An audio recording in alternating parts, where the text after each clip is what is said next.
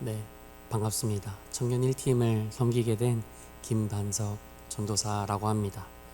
오늘 설교 제목은 방금 앞서 말씀해 주신 것처럼 누가 제자인가 입니다. 여러분들이 생각하는 제자의 기준은 무엇인가요? 제자가 되어야 한다라는 말을 들었을 때 어떤 마음이 나에게 가장 먼저 떠오르시나요? 다들 표정이 어두워지신 것 같습니다. 네, 오늘 본문에서는 제자도에 대한 말씀이 기록되어 있습니다. 제자가 되는 길. 사실 이 제자가 되는 이 길은 그리스도인 모두가 걸어가는 길입니다. 누가복음의 저자 예수님을 따르는 이 제자의 조건은 곧 그리스도인의 조건임을 저자는 말하고 있습니다. 우리는 누구나 제자의 길을 갈 수 있습니다. 하지만 우리가 앞서 본문에서 읽었듯이 수많은 무리가 예수님을 따라오지만 모두가 제자다운 삶을 살았던 것은 아닙니다. 놀라운 기적이 펼쳐진 모습을 보면서 따라오던 사람들, 먹을 것을 얻기 위해 쫓아오던 사람들, 많은 사람들이 예수님을 통해서 자신에게 이익이 되는 것을, 자신에게 유익이 되는 것을 찾아서 예수님을 쫓아온 것처럼 보입니다.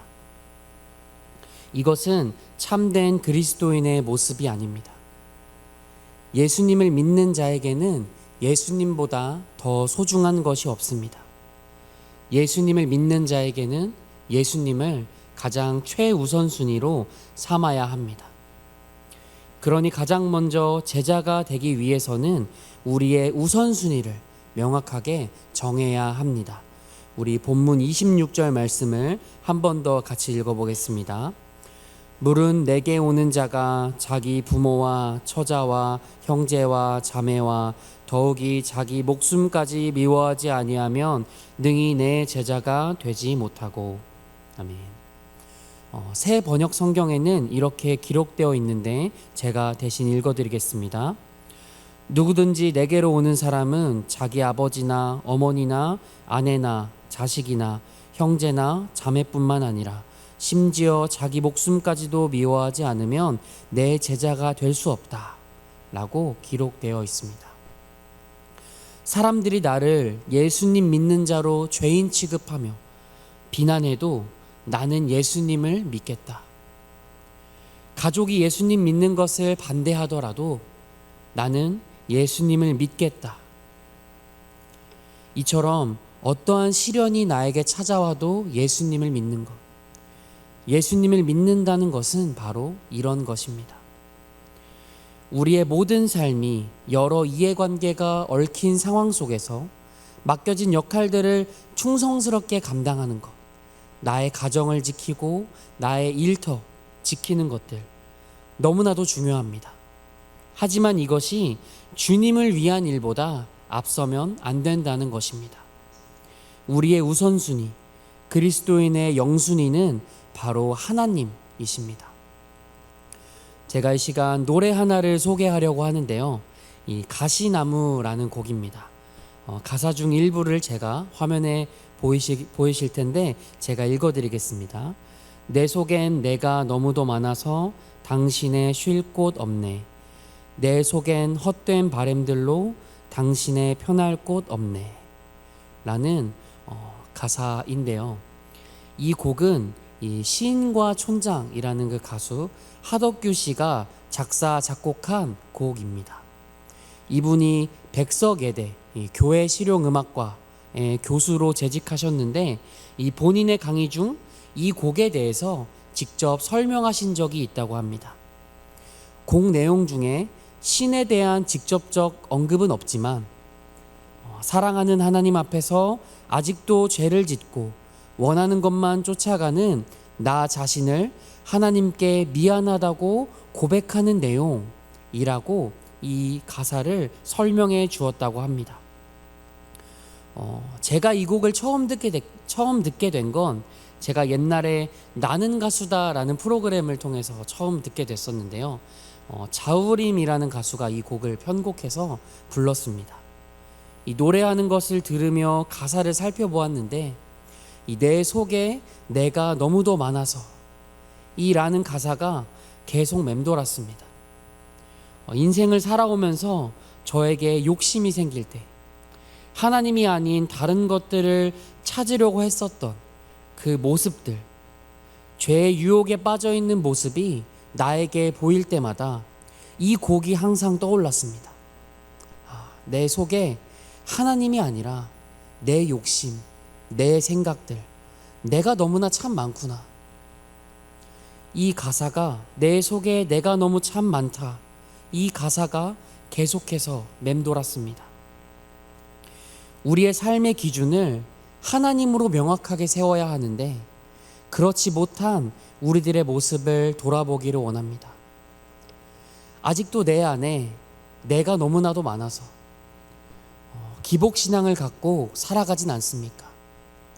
아직도 하나님께 내가 원하는 대로 이루어지게 해달라고 하나님의 길을 바라보며 하나님의 길을 쫓고 그 길을 따르려고 하는 것이 아니라 아직도 내가 원하는 대로 이루어지게 해달라고 기도하지는 않습니까? 예수님을 믿는다는 것은 예수님을 따르는 그 방향, 내가 가고 있는 이 방향을 삶의 최우선순위로 두는 것입니다. 예수님을 믿는 자에게는 예수님보다 더 소중한 것이 없기 때문입니다. 다른 사람들이 세상에서 좋다고 말하는 유익들, 세상의 기쁨과 쾌락, 하나님 앞에서는 아무것도 아닙니다. 그 모든 것들을 내 손에 이렇게 계속해서 움켜쥐고 있을 때, 이 손을 계속해서 움켜쥐고 있을 때 우리는 계속해서 세상에 얽매여 있게 될 것입니다. 하지만 이것을 풀어놓을 때, 이 손을 펼칠 때 하나님이 이 내 손에 임하실 것입니다. 내 것을 포기하고 그 손을 펼쳐놓을 때 하나님이 함께 하실 것입니다. 그렇기 때문에 주님은 자기 십자가를 지고 따르라고, 모든 것을 포기하고 예수님처럼 십자가를 지고 따르라 말씀하십니다. 우리 27절 말씀을 함께 읽겠습니다. 누구든지 자기 십자가를 지고 나를 따르지 않는 자도 능히 내 제자가 되지 못하리라. 아멘. 십자가를 지는 것, 이 십자가를 지는 것은 제자도의 은유적인 표현으로 사용되며 이 제자의 정체성을 위해 요구되는 이 제자들이 가져야 하는 태도인 것입니다. 이 말씀을 지키며 살아오는 사람들은 과연 어떤 태도를 가지고 살아왔을까요? 한 주석가는 이런 사람들을 이렇게 말하였습니다. 이런 사람들은 십자가 처형의 정죄를 받는 것처럼 높은 지위에 관심을 두지 않으며 다른 사람들의 보상을 확보하거나 소유를 쌓는 것으로 미래를 확보하는 데 관심을 두지 않으며 수치스러운 고통을 겪는 예수의 길을 간다 라고 한 주석가는 표현하고 있습니다. 지금 우리의 태도는 어떠한지 돌아봐야 합니다. 십자가를 지고 따르는 삶, 제자의 삶, 어쩌면 우리가 올해 동안 2025년 혹은 이전의 삶 동안에서 이미 너무나도 많이 들어서 잘 알고 있을지도 모릅니다. 어쩌면 머리로는 알지만, 내가 지식적으로는 알고 있지만 진짜로 이 삶을 살아가는 것에 있어서 자꾸만 멈칫하게 되는 경향이 종종 있다는 것입니다. 자꾸만 생기는 내 욕심, 내 생각, 내 뜻, 이 모든 것이 우리 내면에서 자라나며 하나님을 멀리하게 됩니다. 이 삶이 하나님이 주신 삶이 아니라 내 것이라고 생각합니다. 내가 원하는 대로 살아도 성공할 것 같고 모든 것이 탄탄대로 쭉쭉 펼쳐나가질 것이다 라는 것처럼 여깁니다. 그렇게 되면서 점점 다른 외부의 것들에 신경 쓰지 않게 됩니다. 하나님이 말씀하시는 일, 하나님이 계속해서 우리를 찾아와서 말씀해 주시는 것들에 대해서 점점 귀를 닫게 됩니다. 눈을 닫게 되고 신경 쓰지 않으며 내 생각, 내 뜻, 그것만을 바라보며 살아갑니다. 이러한 삶에서 우리가 벗어나야 합니다. 최선을 다해 주님을 쫓아가기 위해 내 모든 것을 포기하더라도 십자가를 지며 살아가는 삶을 위해 우리는 더 기도해야 하고 더 엎드려야 하는 것입니다. 우리가 경계하지 않는다면 우리는 계속해서 무뎌지고 계속해서 하나님과 멀어지게 될 것입니다. 그렇기 때문에 예수님은 이 예수님을 믿는 이 믿음, 예수님을 믿는 이 믿음이 무엇인지 모르고 얼마나 많은 것을 포기해야 하는지, 얼마나 주님을 믿으며 살아가는 것이 어떠한 삶을 살아내야 하는지, 이 믿음이 무엇인지 모르고 예수님을 믿으려는 사람에게 마치 비용을 계산하지 않고 건축을 시작하는, 그리고 전쟁을 할 때 계산하는 부분에 대해서 이 비유를 설명해 주고 계십니다. 우리 28절 말씀을 한 번 더 함께 읽어보겠습니다. 너희 중에 누가 망대를 세우고자 할진대 자기의 가진 것이 준공하기까지에 족할는지 먼저 앉아 그 비용을 계산하지 아니하겠느냐. 아멘. 망대라는 것을 생각할 때 등대를 생각하시면 될 것 같습니다. 이 망대를 계산할 때 먼저 앉아서 어떻게 지을지, 어떤 물품이 우리에게 필요할지, 그 비용이 얼마나 들어갈지 계산해 봐야 되지 않겠냐. 망대를 짓기 위해, 망대를 완성하기 위해 그 비용을 확실하게 계산해야 되지 않겠냐라고 예수님이 표현하고 계십니다.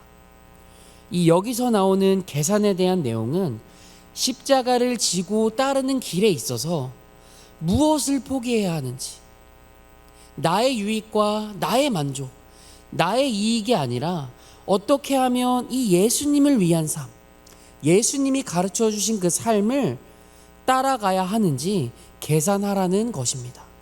우리가 생각하는 그 세상적인 계산, 우리가 따르는 그 계산적인 사람의 행동들과는 다른 그런 말입니다.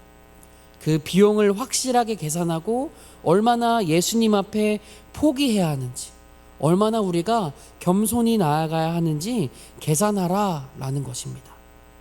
이 십자가를 지고 따르는 삶, 자기 십자가를 지며 주님을 따르는 자로서 살아가는 그 제자의 삶, 그것을 위해 너가 어떤 삶을 살아야 할지, 어떤 상황들을 겪게 될지 생각해 봐야 한다.